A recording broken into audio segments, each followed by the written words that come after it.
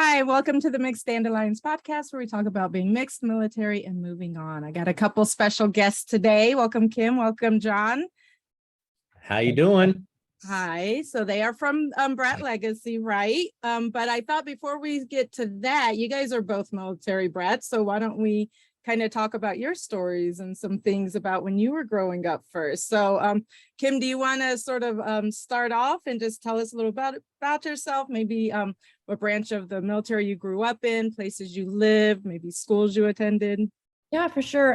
My dad's a Marine, and his MOS kept him attached to air bases just because he was Air War Development. And so primarily, sometimes we went to the same place twice, depending on, where he was in his career, but primarily it was Hawaii, Okinawa, Virginia, Quantico, the Pentagon, the Cherry Point, mostly all places where there was sand nearby. The only place that was random was when he was unattached and, unaccompanied, and we have to come back to Oklahoma, where I live now, to be near the family.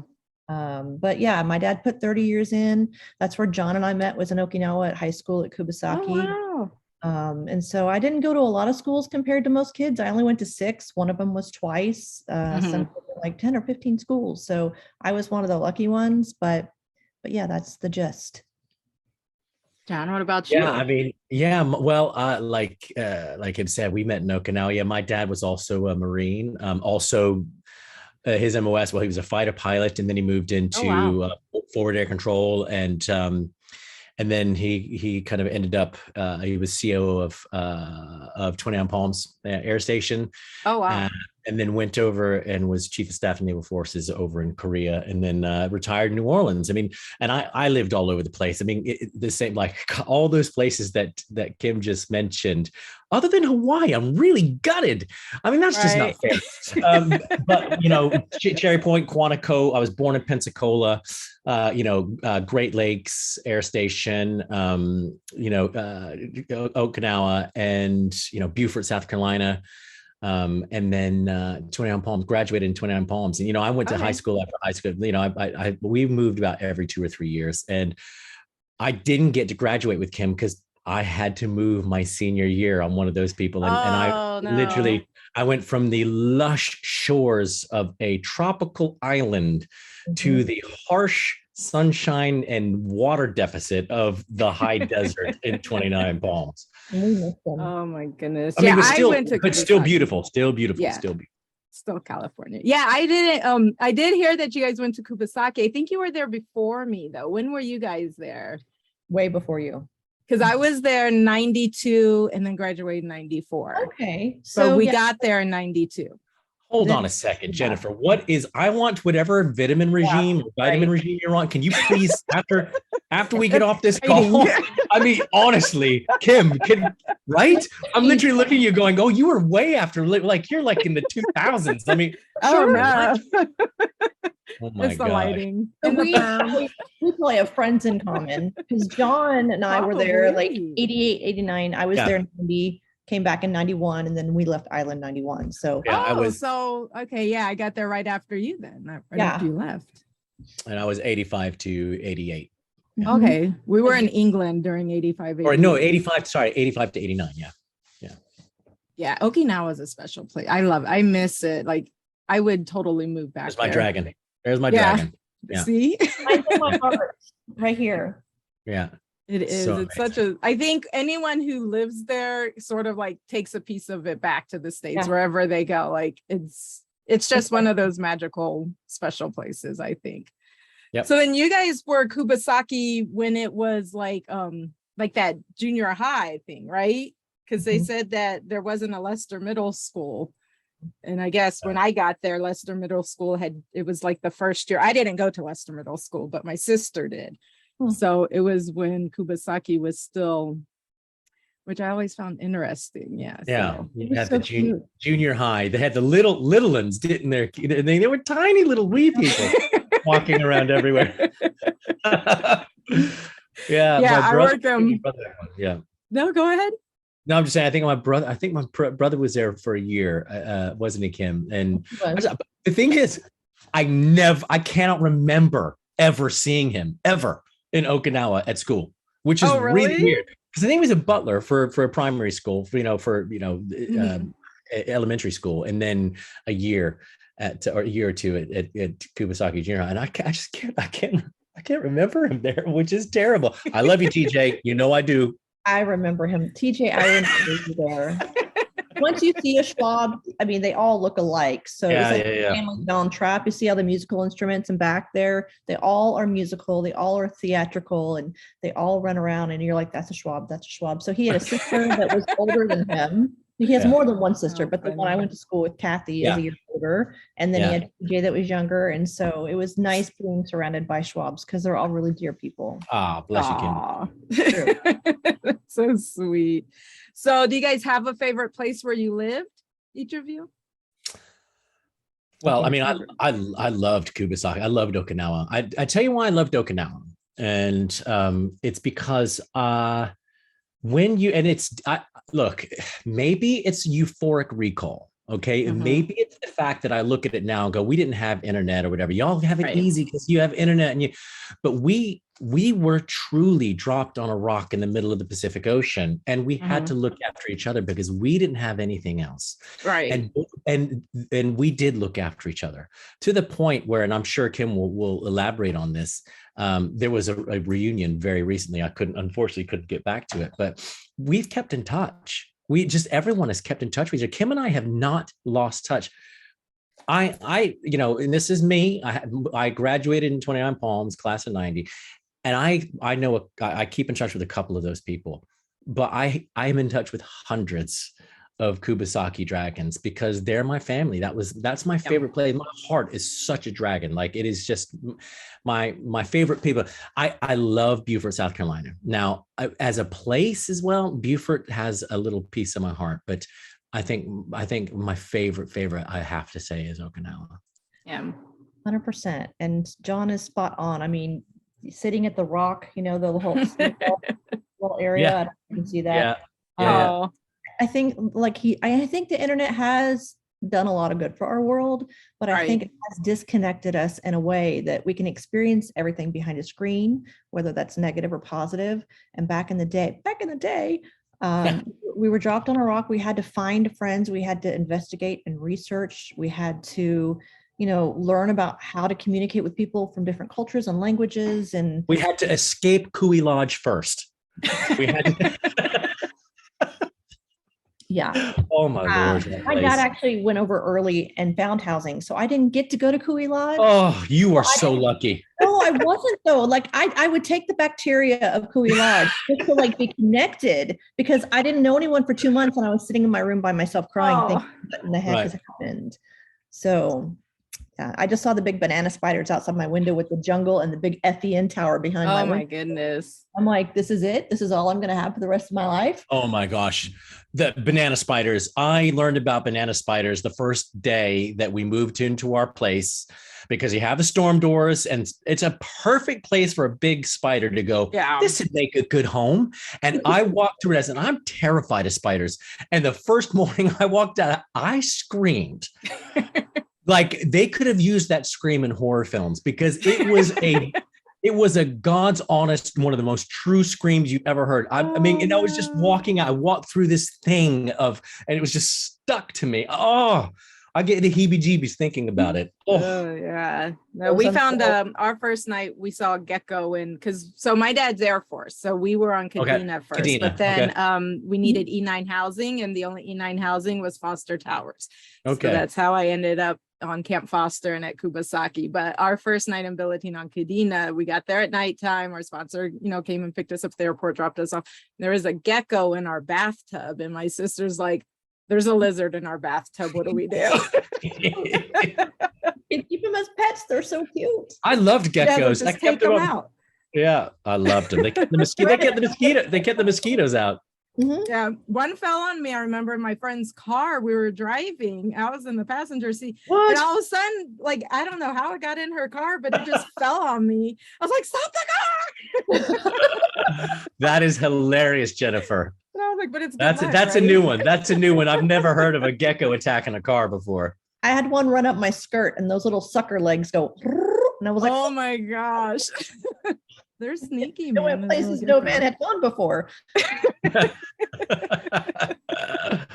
Yeah, Oh they my are Lord. sneaky. No, but Okay. I think Okinawa is probably my favorite place Yeah. too. And it's true, like everybody is it's one of those things where you're all just kids on a rock, like you said, like, and that's kind of like takes over any other kinds of differences that you may have, whether it be, sports or, like if you're a stoner or if you, or book, into books, and everybody, that's the commonality that everybody has, and that sort of takes precedence over everything else, and then that just follows you after you've left, like, and you build those bonds, and like I said, it's just such a special place. So Yeah, it was. And the one thing we've talked about this on our, we have weekly calls where, weekly Zoom calls just to catch up. It is just as we're all looking after each other.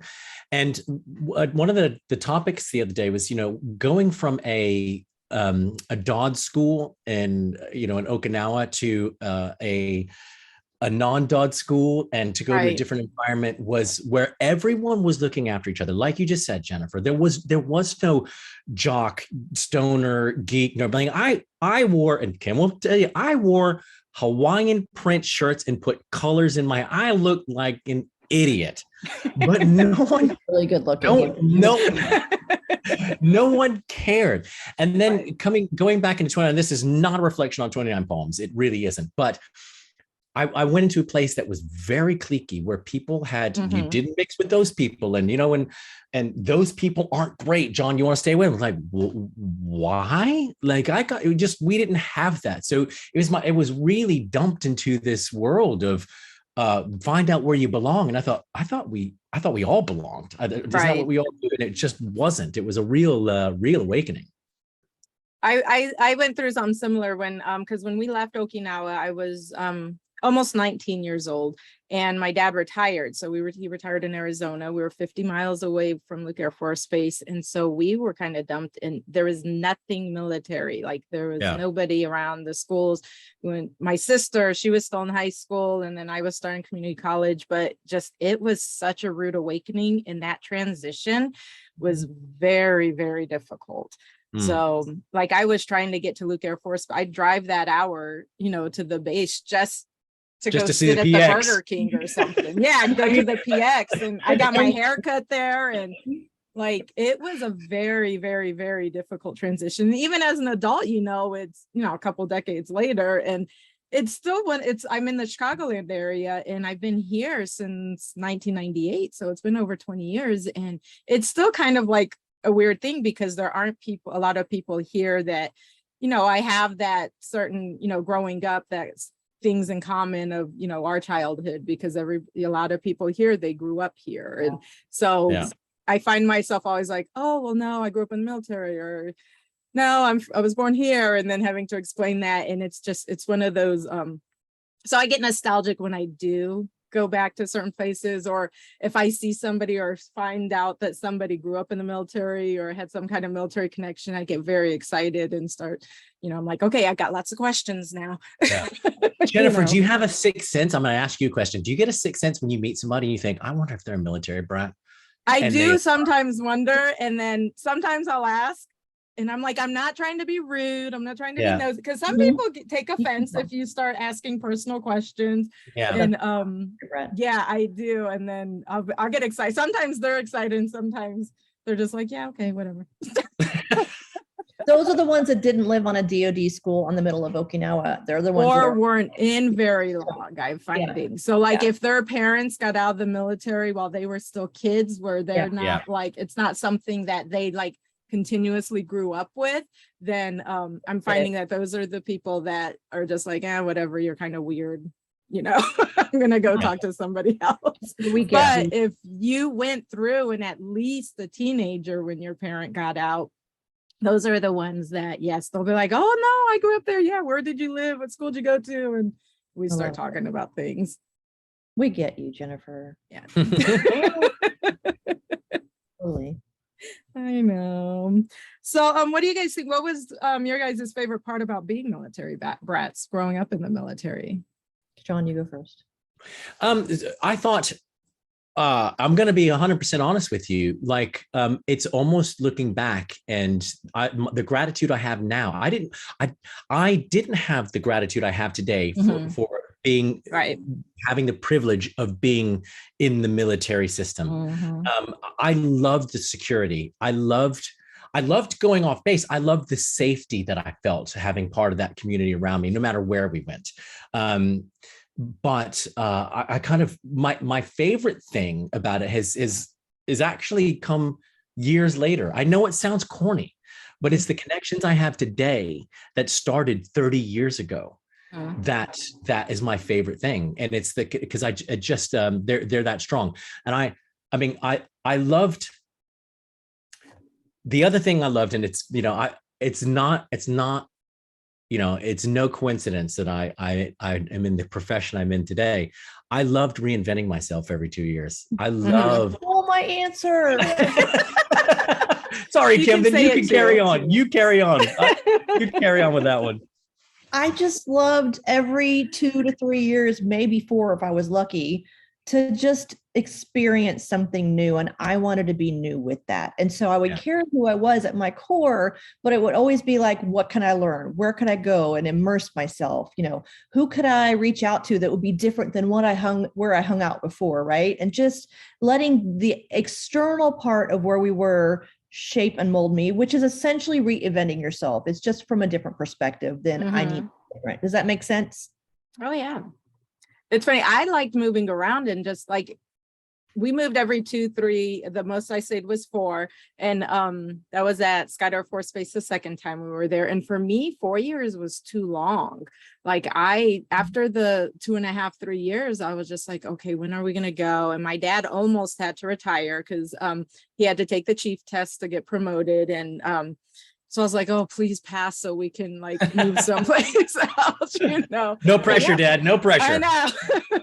4 years for me was too long, but I loved like the moving around, and I loved the meeting new people, and finding something new to experience now. So like when we would get ready to move, it's like, okay, great. Like what's the new thing now gonna be? Or like I found some old letters from a friend of mine from elementary, junior high school, and she had moved from Lakenheath in England to Italy, because we were at RAF Lakenheath during my like junior up to 4th, 5th, and 6th grade, so in the 80s.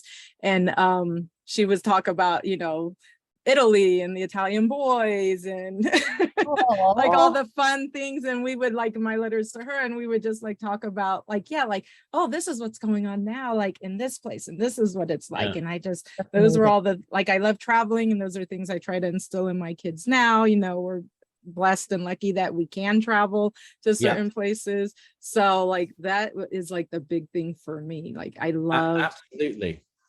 I think travel is so important. We just, our youngest, Kim, my youngest boy, was just off in Romania with his friend.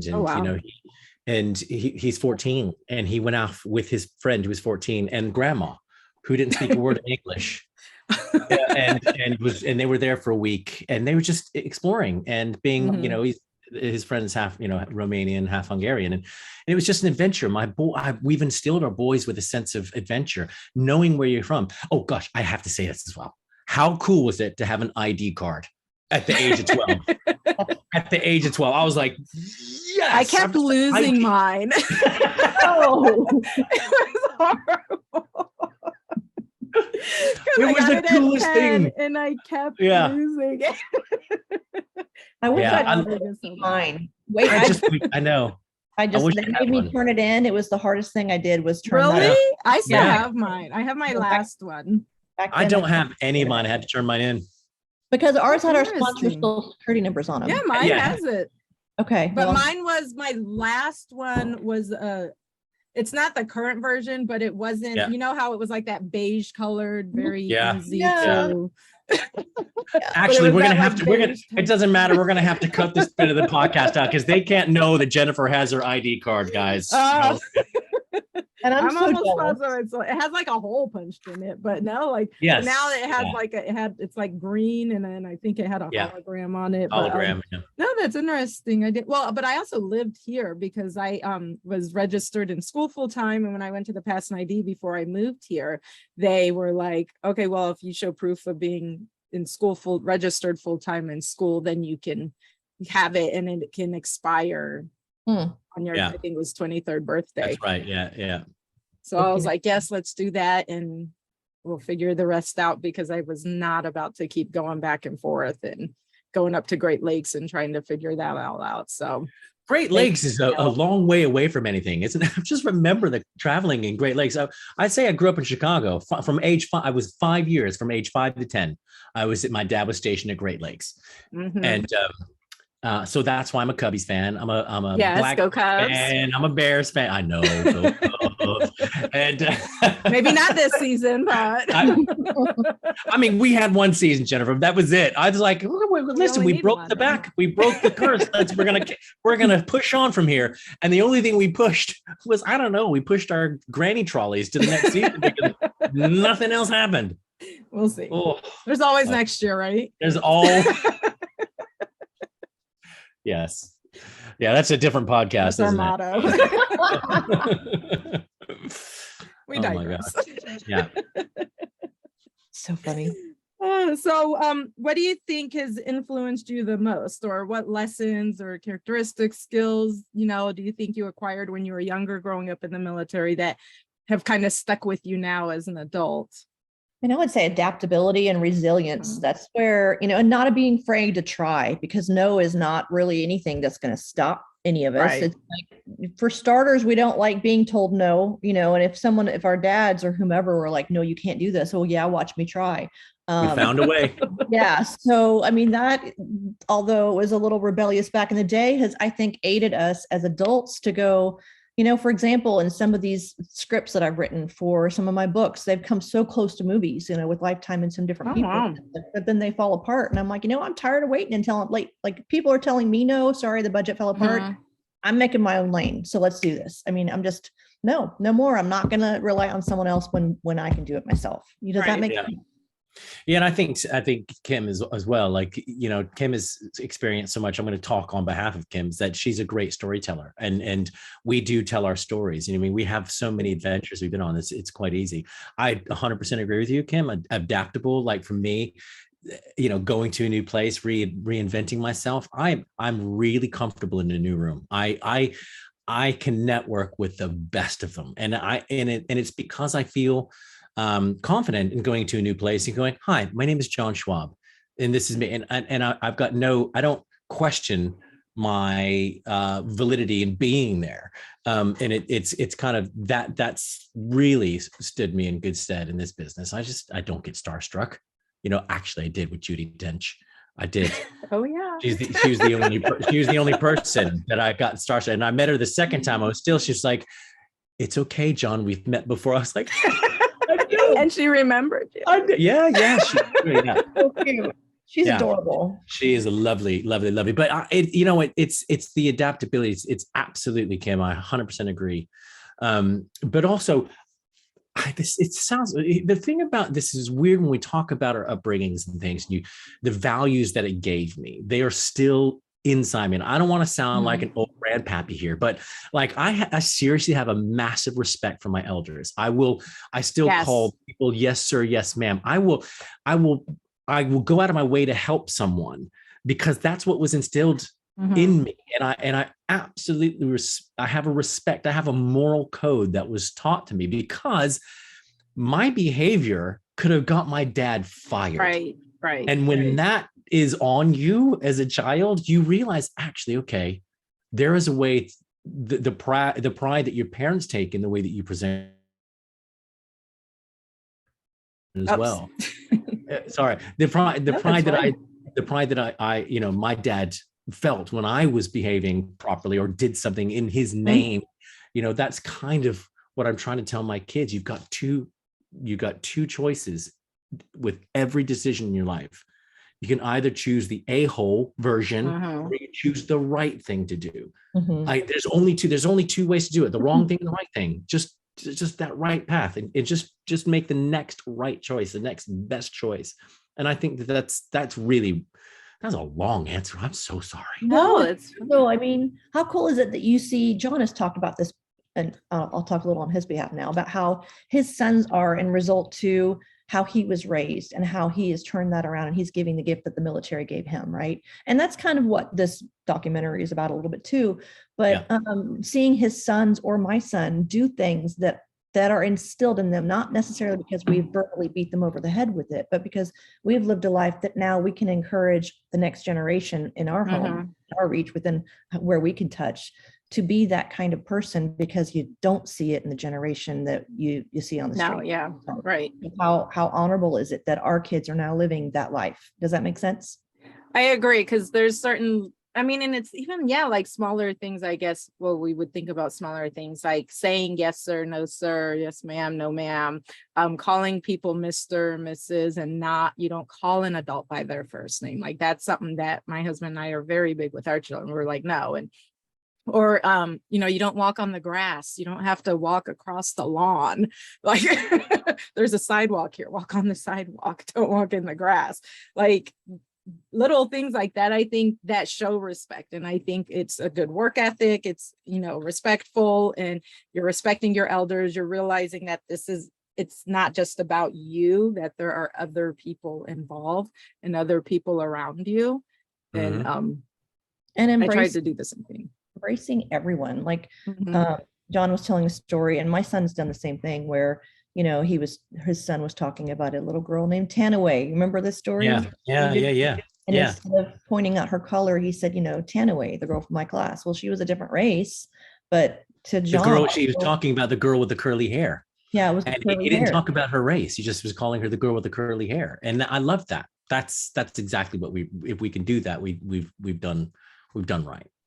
Right, and getting to understand that we're all just, yeah, we're all people, we're all normal people. Just because we look a little bit different or something, it's not necessarily what defines us all the time. So, and like embracing that diversity. And I mean, and that's sort of why I started the podcast, because like me, myself, I can, you know, people see me as being multifacial. They mistake me for being Hispanic, and I'm like, nope, sorry. And it's one of those things where I'd rather just, like, you need to respect it. You can see it because, yes, everybody sees, because this is part of your physical identity, right? It's your identity, but it's not the most important, and it's not the only thing. And I think just being open-minded to everything, and hence the traveling and like respecting other cultures and being open-minded to experiencing those cultures with an open mind and with respect is without labeling people. Yes. And especially having that be like the most important thing that you're going to pull out from somebody, from someone wearing a red shirt. I think it is absolutely imperative to go live in a place where people don't look like you, where people don't speak like you, they don't eat like you, they don't talk, they don't physically contact like you. I think it's really important, because then you get a better understanding about where you come from and where your blind spots are, you know, because in that same story with Tanaway, I say I've got to hold my hands up.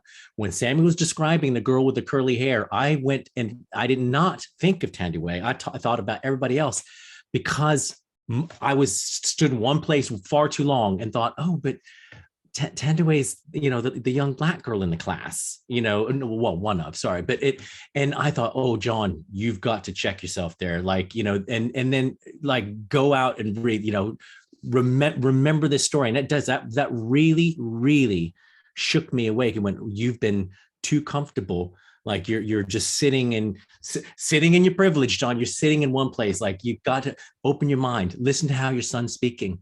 He's speaking in glorious terms, and not reducing everybody into, like we just said, like, oh, let's put people in a box.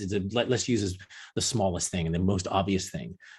So I always hold my hands up and go, that's the lesson I learned that day, was hold on a second, John, you're getting too comfortable with one thought process. Stop that. And that was a big lesson learned, for sure. That was something that I had difficult with transitioning when we transitioned from the military to non-military, was that, yes, like outside of that military community, people, there's cliques, there's groups, there's boxes everybody has to fit into. And if you don't fit neatly into one of those little boxes, then you're outcast. And that was something I didn't fit neatly, you know, I'm mixed race. And so I didn't fit neatly into those groups and those boxes. I just moved from a foreign country. So, you know, I didn't live there. I didn't fit neatly in those boxes, or I was too friendly. People, like, I had people tell me I was too friendly. I tried too hard to be their friend.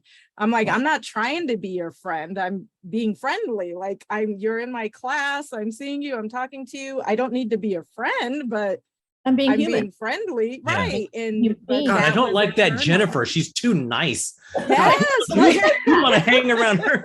She needs to get a bit more snarky and snippy.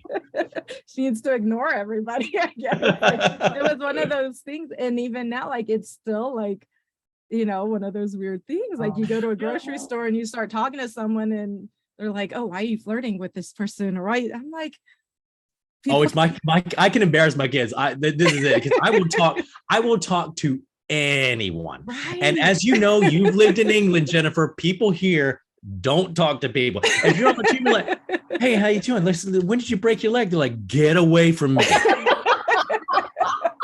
You know. So, but I do. I'm a talker, Kim. You know, I know. I have no qualms. I'm usually a talker, and I can't be around John. So I just, it's great because I love his accent. So, but speaking of the grocery store, it's funny because I feel like I've got "talk to me" on my forehead because everybody and their dog, and I am like the flame to the crazy moth. So like everyone comes out that I don't even know, even in line at the grocery store, they'll pat me, oh honey, you know, and they start telling me their story. I'm like, do I look like I'm getting ready to pay my bill? So yeah, I mean, either talking or getting talked to all the time. It's a connection thing, I think. God, I just love it. Or someone raising charity money on the street. I run the charity gauntlet. I mean, I will, anyone that's got something they want me to sign a petition, they will find. And it is, I think there's an open, the way we hold ourselves, which is confident walking down the street. I'm opening, I'm aware, I'm not looking at a phone. You know, I'm up and I'm looking around and people go, smiling. Hey, have you got 5 minutes? I'm like, really? I don't. I mean, it happened today. I was like, really? I don't have 5 minutes. Like, you do have 5 minutes. I'm like, I've got an appointment. If I stop talking to you, I'm going to be late. I know. Look, here's where I'm going. And it says 12:30 arrival time. If I stop and talk to you, I'm going to be late. I appreciate what you're doing. Good luck. I hope you make lots of money. I'm sorry. Bye. I'm going to talk and walk once we can do two things at once. I think John hit the nail on the head, though, like that confidence, that smile, you're open. And I think, boom, people just go. They go. Yes. With females, have to be very important with that, like very careful with that, though, as a female. So I kind of shut myself down a little bit because there have been times that men have followed me in a car and I'm like, this is not happening. Like honking. And so when my son's been, but you were so friendly. You were overly friendly. Oh, gosh. And now I'm at that lady at the line going, yeah, do I look like I want to talk to you? I've got to learn to sit down a little bit. Yeah. Ooh, sorry. How fun. Well, let's talk about a little bit about Brat Legacy and the Brat Ambition. So why don't you tell me about what those are and like how that gets started? What was the inspiration? It's all Kim. Go for it, Kim. Because of The Rock, you know how special it is. There's just been a story, and John's heard me say this a million times. So John, you can just do this. I'm sorry. There have been so many influential brats that we graduated with, that we went to school with, that have gone on to be like gold medal Olympians, gone on to do things like John, as far as, you know, starring in all these great shows and films. And so at first it kind of just started with, you know, how these brats are doing in the world and what they're doing to change the world right under the noses of civilians, right? And what that looks like. But then we kind of started, as most great documentaries do, we kind of started realizing there's a deeper story, right? It's about the connection that we have. It's about the power of the resiliency and how it bonded us on that island and what we're doing now as adults to change the world together. And so yeah, it's been amazing because we have a lot of brats that are coming into us that are wanting to be interviewed, that are names that we will not be dropping. But mostly it's just about the heart of the brat and how we are changing the world and how our connections are impacting the world. Does that make sense at all? And John, please, you know. Yeah, I mean, I love the the legacy, Brat Legacy, it's there, that ambition legacy, those words that we're all banding about are fantastic, because I think that is really important. I think what Kim wanted to do was no, it's what Kim's initial idea was, that we are all, getting behind and trying to bring to fruition, which is there is a legacy. There is a legacy of what we were talking about today, what we found so special growing up, and how we're carrying on those messages, and actually talking to the people who have, and we're not talking about just Olympians or famous athletes or rocket scientists, but the moms out there, the people. And I think moms is the toughest job in the world, and yeah, exactly. And it's, finding out it's what they're passing on. That's what is success to a brat. And I think that answer, there are as many answers to that question as there are military brats out there. And I think that's what we're trying to expose. And it's also, you hear horror stories, and I kind of go, and yes, there are horrors. I don't mean to diminish or demean in any way people who didn't have a good time growing up in the military system, because not everybody had the experience that Kim and I and Brad had. Not everyone has that, and there have been some, and I've been witness to some really horrible, upbringings, and people who were from damaged households. That's just a fact of life. However, it's very, very easy to focus on negative stories. And, social media gives you people that hit, and people are more attracted to a rotten story than a glorious story. And what we're trying to do is say, look, here's some success stories. Here's some happy stories. Here's the people who are striving to bring a little bit of sunshine in this world, and powerful, powerful stories. And I think, what we'd like people to come away with after this documentary is to go, yeah, that's really cool. And you may not know that person that you've been absolutely thinking is a hero in your life is a military brat, and look what they can achieve. And it's just, I think that's an amazing, amazing thing. And I love that Kim is kind of going, hey, do you want to do something? And slowly and surely, where there's this little groundswell, and we're looking forward to talking to more people and seeing how it grows over the next year. I think fun. Oh, go ahead. No, go ahead. So, you were talking about, successful people, and there's different definitions for success, right? So just your one person's definition of being successful can be different than somebody else's. And so, like you said, just like moms, like being a stay-at-home mom is hard. Like I was a stay-at-home mom for 8 years. And then, or you have an Olympian or a CEO or something like that. And those are two different, but still successful people. You're contributing in your way. Yes.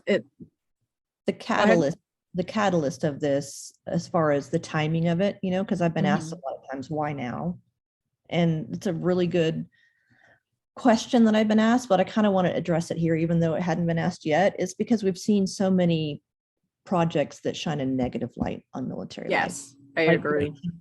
Or some of the documentaries about how brat kids are wild or rebellious, and some of the domestic abuse. And there's domestic abuse in every kernel or walk of life. It's not just the military. And so that's why we want to talk about the umbrella of, like John said, the success stories, and how moms are raising their children to change the world, how CEOs are branding their boardroom in a different way because there's more respect, or there's more organization, or they're encouraging servitude in a different way, because as military brats, we also serve in the USO, we serve with the troops, we have sponsors, we sponsor someone else. That is a whole lifestyle that not everybody grows up with. Does that make sense?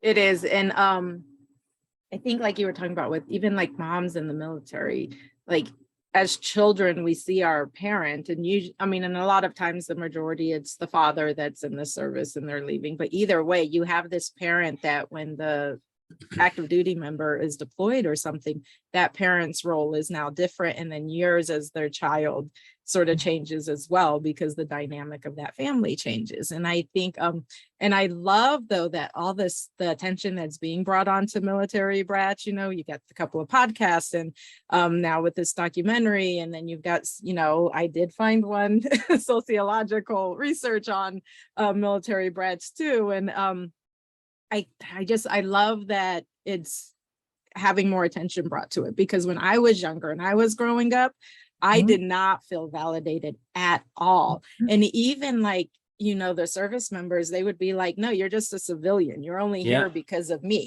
And I'm like, okay, but I'm having to follow the parent, like my parent. I have to follow my dad. I'm the one who I have to move every couple of years, and I have to meet new friends, and I have to do this and I have to do that. It's difficult. And they're like, well, it's nothing to what we do. You're here because of us.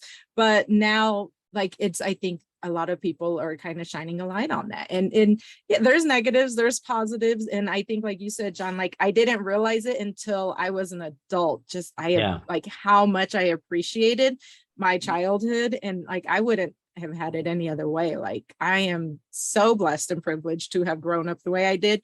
And I mean, there's 5 kids in my family, and we all sort of, I guess, looked at it like we experienced different things. And I think our outlook on it and our feelings on it, like mine compared to my little sister, you know, it was she had a little more difficult time. She was, I think, like 15, 16 when my dad retired and we moved. And I was, you know, 19, but then I had my older brother and my older sisters, and they were adults when my dad retired. So even like within your family and those siblings, we each have different experiences. And I just love that there's more attention being brought to this. Me too. Me too. I would have said, you know, no one ever, I totally identify with what you were talking about, but we were also told where to go. We also didn't have a choice. They were getting paid, Jennifer. They were getting paid. And in a sense had a choice. Like, I remember I'd be like, asking my dad, what were your top 3 choices? Like, because he would put in, I put in for, you know, Dover. I put in for this. I put in for this. I did not put in for New Mexico. Like, I'm never going to put this in. And I'm like, okay, cool. Like, which is the one that I would want to go to the most, and which is the one I'm hoping we don't ever go to. Like, I don't want to move to this place. I don't want to move to this place.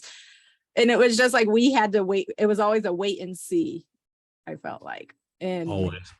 Yeah. My dad is really excited about this project, and he's 80, not doing the great in health. So, you know, it is. He was an Agent Orange exposed Vietnam vet, and it's taking its toll on his body.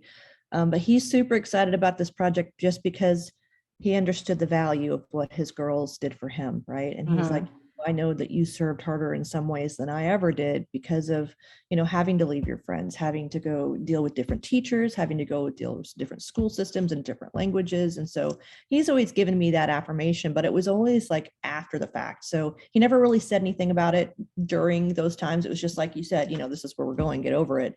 Right. I think he felt bad about it, but I think if he'd given into those feelings, then we would have, as surrounded by women, and we would have been just crying more, and, you know, it would have been uncontrollable. He couldn't manage it, right? And women are all about managing and overcoming, adapting and overcoming. He couldn't have adapted very well with all the hormones in the house.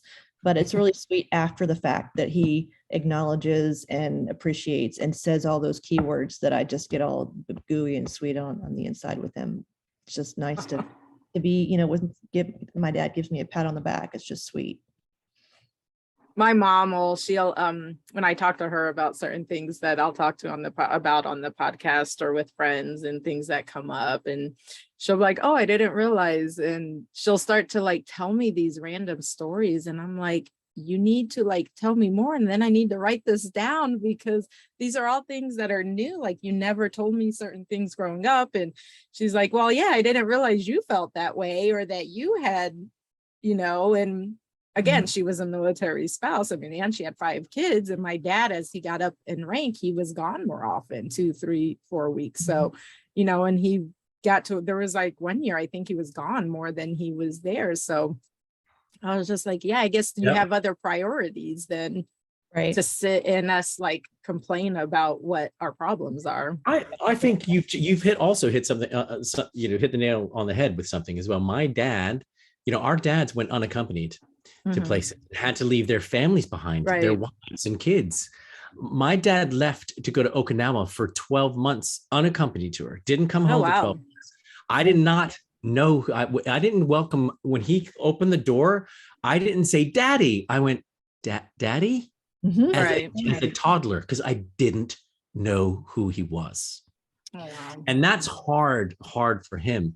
And what was beautiful, like, because he has also apologized to and in his later years, he's gone, God, it must have been tough what you guys have gone through. And, knowing Dad getting to spend more time with his high school friends, that he actually went to high school with his buddies, and they still meet every Thursday, Kim, just like we do on a Saturday night. Every Thursday they meet and have breakfast together. And he sees that now when I'm a juror on the Beaufort International Film Festival in South Carolina. And I go back and this past year, quite a few dragons showed up, which was amazing. And my dad got to meet some of them and saw that, me and Sherry and Russell and John Whittle and, and my brothers and sisters all came down, all these people who had gone to Kubota, and we all broke bread together. My dad, it really tickled him. And he went, this is awesome. What you guys have, this is awesome. And I went, yeah, this is my tribe. This is the thing that we have stayed together after all this time, just like his high school friends have stayed together. So for me, it felt good that he saw us still communing, and making sure that we kept the connections alive. And I think it eased a little bit of that. It assuaged a little bit of Dad's guilt, which was pretty cool. Well, and it's something positive, right? And great. It was great 100%. Relationships that came out of that. It's like you said, it's so easy to focus on negative things. And so to see something positive is great. I was going to share something real quick. My son just kind of like went in the background real quick. At this reunion we had, Jennifer, John didn't get to attend, like he mentioned at the beginning of the podcast.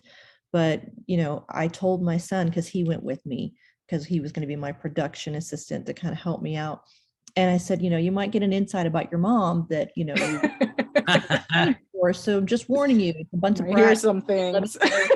And he pulled me aside, like on the night of the event. He goes, hey, by the way, he goes, I finally get the way you are, why you are. And all that water in Okinawa, all these people drank it. I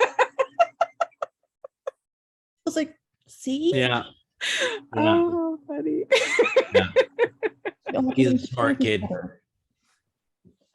I wonder what my husband and my kids would say if You're welcome to come to our next one, by the way, because you are Kubota, you are Okinawa, and automatically you will be loved on and embraced, and you will be, both of you and your husband will be blown away at the engagement level and the communication and the appreciation.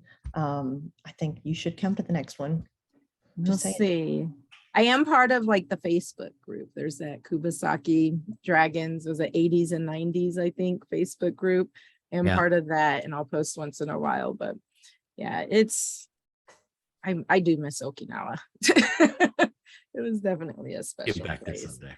So, but why don't you guys were talking about like the friends and keeping it. So how did you three, or I guess you two and then Brad, how did you guys meet, and how did you guys keep in touch, and how, like, did you guys was this your like baby, Kim, too, like the Brat Legacy? Like, tell me about all that stuff. So I'll let John address how we met.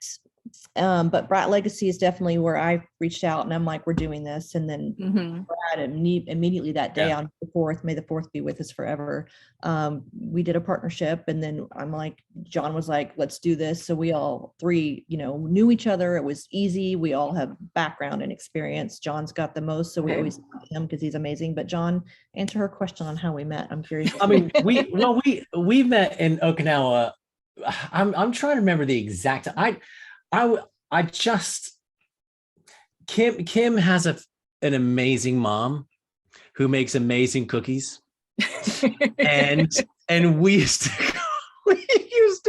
Me and Scotty and Daryl, we used to go up and after school and we just get chocolate chip cookies all the time. Yum. Kim had the best accent. I loved listening to Kim talk because she was from Oklahoma. Like, you talked, you had a little Southern accent and it felt like home, a little bit of home. But it it grew from the love of chocolate chip cookies into a friendship. And Kim is like my little sister. Like, she really is. I have known Kim. I mean, God, we can love each other and be annoyed with each other and not have to talk every day to pick up exactly where we left off. Maybe before the Brat Ambition, the documentary I did before we would go months without talking. And then we just pick up. And then Kim and I worked on adapting one of her novels, her first novel, into a television series, and put that out, which was one of my favorite things ever. And it still makes me cry. And I still, I would love to see it done as a miniseries because it is a great story. But and it was fun. It was fun to do, and I think that really got us connecting on a regular basis. Of course, it did, because we would just send each other scenes and assign each other scenes. And then it was just, that just carried on. It hasn't stopped. None of these connections have stopped. John Whittle, a very, very good friend of ours, he lived in London for ages, and I used to see him, and I still see people send their kids when the kids go on a European tour, when they come to London. Mhm. I look after them. I'm like I'm like the dad in Loco Parentis, and it is, so I'll look after kids that come through and make sure that they're okay. And I love it. The connections. And You always know someone everywhere, right? And my son's totally crashing. My son's totally crashing at Kim's house. Welcome. We have a snake. I hope he doesn't mind that. Oh my God, are you kidding? He'll be fascinated. Okay. But it's fun because no matter where you go, there's you tend to think, who do I know who lives there?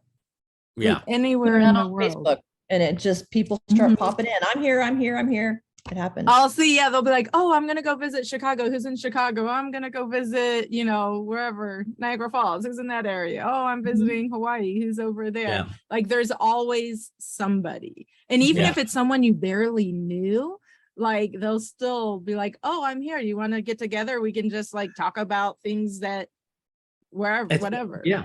My he's graduating. He's a musician, as you can tell. He's a singer-songwriter, and he's graduating with his, he's getting his, that's incredible. Like, it's ridiculous. But I put on our Dragons and Drinks, and I put on Facebook to my kids, and I say, hey, listen, Jack's gonna go. He's gonna go stay with mom and dad for a couple months. Go stay with my sister for a couple months, and he's right next door to Kim when that happens. I said, he then wants to tour around. Any of my Dragon family, want him. He'll come and play a little concert. He'll do a living room concert for you, and then And I was like, Jack, you don't have enough days in the calendar. Right. The amount of people who said he's staying with me. He's staying with me. He's staying with us. Like, okay.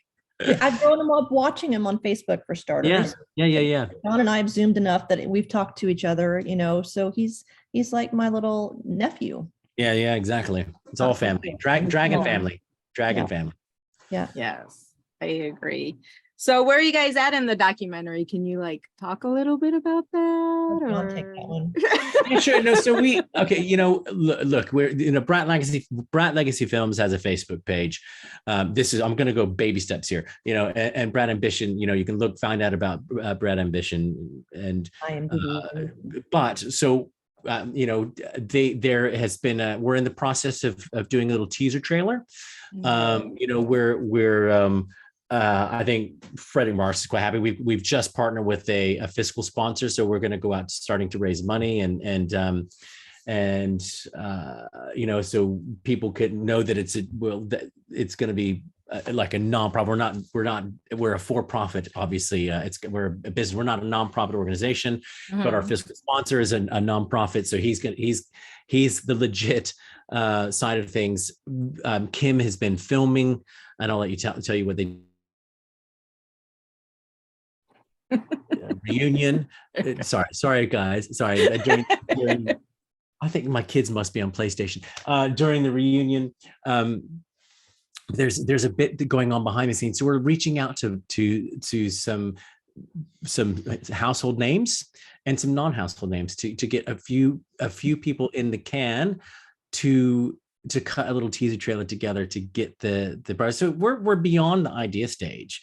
We're at the producing stage, I'm exec producing and I'm helping as and where I can with connections. We've got Peggy, who is Taylor Peggy, who is a producer and who runs local chapters of Guitar for Vets. Kim directing, Brad producing. The people that are coming on board, and we've got Kim can tell you about General Bills and his son and what they've been doing recently. So General Bills is a retired 3-star in the Army. And he has a lot of connections and he believes in the project. His son is a videographer. They're both Brats. So this is the only all Brat run film company that I know of in existence, which is kind of cool. Most of us are Kubota Dragons. And so General has reached out to certain military organizations and we already have distribution confirmed based on the final approval of the final project. Usually it's backwards. Usually you make the film, you have to go find, the streaming or the different type of distribution channels. So we kind of have it backwards. We've got some distribution channels. Now we're just going to have the nonprofit, tax deductible donations that we soon can be taking. And we've raised a little bit of money, but there needs to be more when it comes to post-production, editing, film festivals, advertising. And that's where, as a team, I feel like we have a lot of great team members in place that can handle every aspect of this. So it's really kind of cool. And the interviews that Kim and Matt and Peggy and Brad, they've been conducting, there's some fascinating stories in there. And those lovely little things and moments that they caught at the reunion would just show what it means to have found your tribe and to have kind of acknowledged that this is special and that you carry on and make sure that those connections fire, those synapses are literally doing that. And you reach out and you use what you've use the family you've built for whatever. Like you say, you reach out, hey, you need help. It is incredible. Oh my gosh. I cannot tell you when somebody says, hey guys, I'm not doing well. This has happened in my life. And it is insane. When Tat went into hospital, my wife who is also a military brat, went into hospital with life-saving, she had life-saving operation.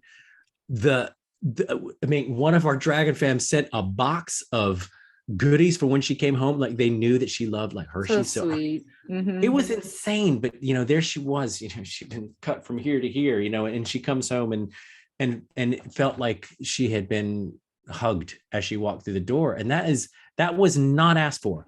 That was just done. Right. Aww. And I love that. I love that about our group. I love it about our group. Is your wife doing okay now? She is. She's, thank God, listen, she's doing it's been a long road to recovery and she's still not 100%, but she's very, very close. And, Kim will tell you, we talk about other half. She's so my better half, Aww. She's gorgeous. I punched way above my weight, ridiculous. But I think they're equally a better half. I mean, Pat does have a lot of patience because John's a handful, but they're equally yoked. Sometimes you need that balance, right? Like, no, they're good. And I think that's one of those things, like, I feel like if you didn't grow up in the military, like sending a box of chocolates or something, like other people would not that would be too friendly and weird. Like, but for us. Don't get us started on too friendly. Like for us, to me, I think that's so sweet, but it's also not like, to me, it's not like that weird or that like unheard of or uncommon, but like, to somebody else who that's not me, by the way. So I feel like a schlep over here. So sorry. Wasn't me. It was Jen and Marlena, the two of them, it's just, Yeah. It's the same, but but again, Marlene, Jen said, listen, my daughter wants to come visit London. Can you put her up? It's like, yeah, we've got room. And if we don't have room, we'll make room. Mhm. So do you guys have kind of like, I guess like a date, a goal date of when you're going to be finished and when it's going to be out for release? I mean, there are dreams of when it will be done. We hope 2023, but it really is going to be its own story. Like John says this perfectly. It could evolve. It's going to tell its own story. There are going to be sound bites from something that may take it somewhere else. So the goal is 2023. It may be 2024, but yeah. I think we'll continue to film this year. We'll continue to get, because the groundswell has started. People will want to become part of this. It's already, we're already getting people going, hey, I've got an interesting story. And what you can't do was say, well, we have enough, or like you're literally, we're exploring these conversations. We'll shoot through 2020. I think shoot through 2023, get it posted in 2023, 24, scored, all of that edited, and get out on the festival circuit in early 2024. So that is really, and we'd love to, Beaufort Film Festival have already said, listen, guys, we'd love to have your premiere in 2024. So that's awesome.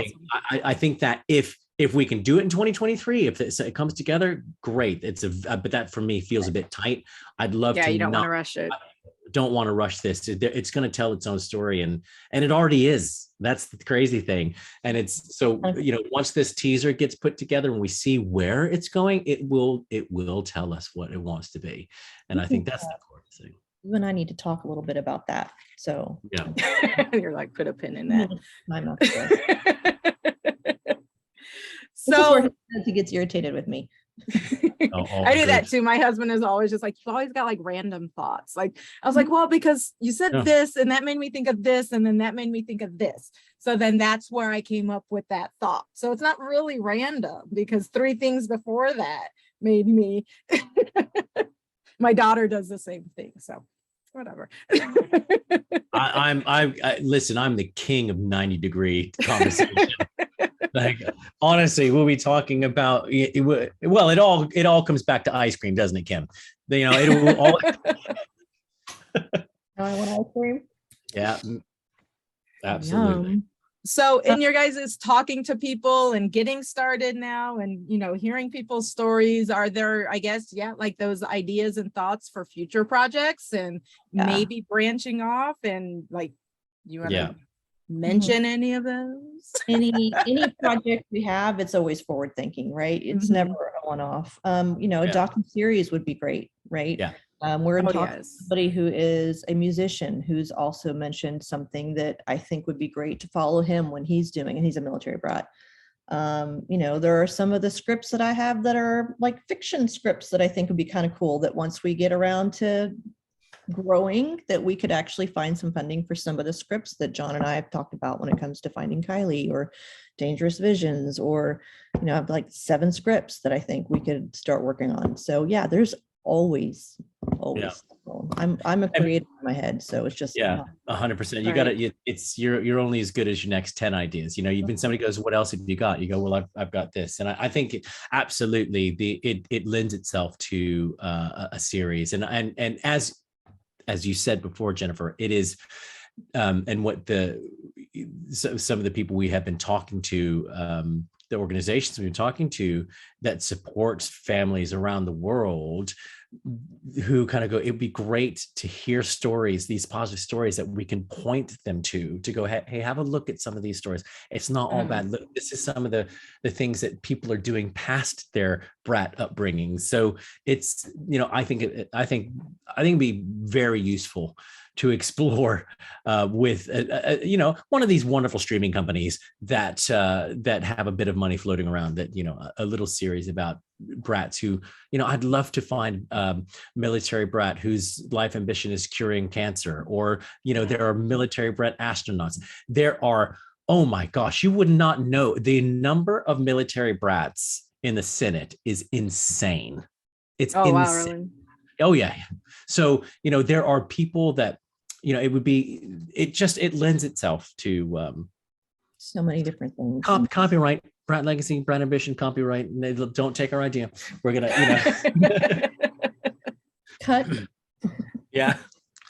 Well, it sounds so exciting. Like I'm so excited. I can't wait till like this comes out. Cause yeah, like I'm especially now with my kids, they're 11 and 13. So they don't want to be with me so much. So I've always got all these things in my head of like, oh, I want to do this. Well, maybe, I can write a book, and maybe would it be fiction? Would it be a collection of essays? Like I've got this. And I was like, wait, I don't have time for all of this, but I've already like, I started making a list. I did a Google Doc where I wrote a list. I was like, all right, I need to just like figure out, maybe I can find some time to do this and this and this. And so I can't wait to see like the final project. I can't wait to see what other projects come out of this. I think it sounds great. It's exciting and it's new, right? Like it's definitely like different. Yeah, it's different.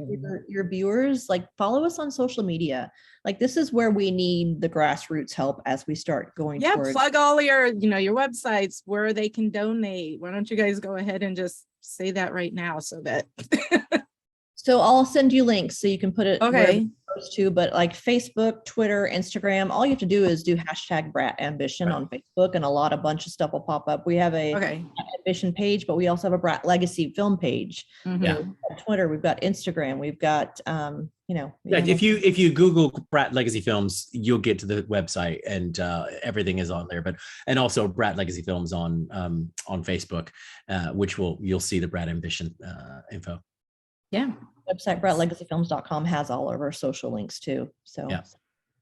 Well, I guess to just the final thoughts in here, what kind of advice would you guys give to other military brats right now? Go ahead, John. I'll go after you. First of all, be proud. You're part of a very long, proud tradition of actually being part of the coolest club there is. You are. I would just say, do not let it pass you by. Right. Honestly, stop, take a breath, and go, this is the most incredible privilege. It really is. You have the backing of the US military as a child. How cool is that? That's like a superpower. And I wish I could go back and whisper in my ear, this is pretty cool. You literally have the support of the US government behind you. If you're in a spot of bother, you got the US government behind you. If you do this, if you want to do that, you have governments where you have got all these people. It is so cool. I would just say, do not let it pass you by. Stop, breathe, take a look, write a diary. You'll want to look back on it. And on the tail end on that, I would say, do not be afraid. There are different perspectives for brats. My sister always hated moving, and she was just like, oh, and I was always like, let's go. So I would say embrace your inner child no matter where you go, and just look forward and don't be afraid. And, it's hard with each move, making new friends, all of those things we all understand, but challenge yourself to step outside your comfort zone and be bold. Perfect. Absolutely. Is there anything else you guys want to add or talk about before we end? Just thank you. Thanks. Thank you. It really is. It's a wonderful opportunity to meet a new Kubota dragon. Yes. Come on. Well, it's been a lot of fun. Thank you thanks, for coming Jennifer. on. Thanks for having me.